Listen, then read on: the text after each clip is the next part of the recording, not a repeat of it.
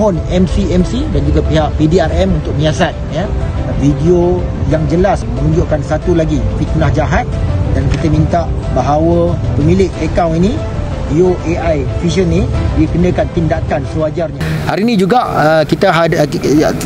juga AMK Tambun akan membuat satu lagi laporan polis berkaitan dengan satu hantaran video yang baru kita jumpa, iaitu satu video berbentuk AI yang menunjukkan bahawa Datuk Seri Anwar Ibrahim merupakan pemimpin dunia sedang menyembah patung berhala. Patung tersebut adalah merupakan patung yang kita lihat merupakan patung yang berada di Batu Cave.